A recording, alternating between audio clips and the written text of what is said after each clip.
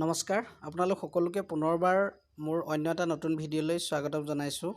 অসম চৰকাৰৰ DHSৰ গ্ৰেড 4ৰ কাৰণে যিসকল কেণ্ডিডেটে এপ্লাই কৰিছিলে এই সময়ত সেই কেণ্ডিডেটসকল যথেষ্ট কনফিউজনত আছে, যিহেতু 3 জুলাই তাৰিখে পৰীক্ষা হোৱাৰ কথা আছিলে। চ' এতিয়ালৈকে যিহেতু অফিচিয়েলি কোনো ধৰণৰ নটিচ প্ৰকাশ কৰা হোৱা নাই যে তেওঁলোকৰ আগৰ এডমিট কাৰ্ডখনেই হ'ব নে নতুনকৈ এডমিট কাৰ্ড ইছ্যু কৰিব।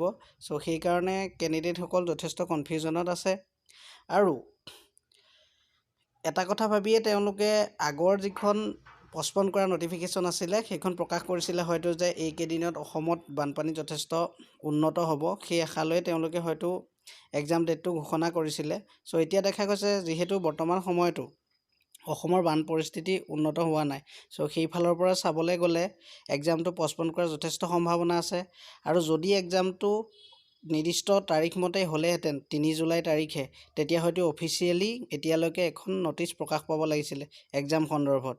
চ' সেইফালৰ পৰা চাবলৈ গ'লে এক্সামটো পষ্টপন হোৱাৰ যথেষ্ট সম্ভাৱনা আছে। তথাপিতো যিসকল কেণ্ডিডেটে এপ্লাই কৰিছিলে তেওঁলোকে হতাশ হ'ব নালাগে, যিহেতু এক্সাম পষ্টপন কৰিলেও বৰ বেছি দিন পষ্টপন নকৰে, খুব সম্ভৱ এসপ্তাহ বা ইয়াৰ আশে পাশে তেনেকুৱা ধৰণৰ সময়ে কৰিব।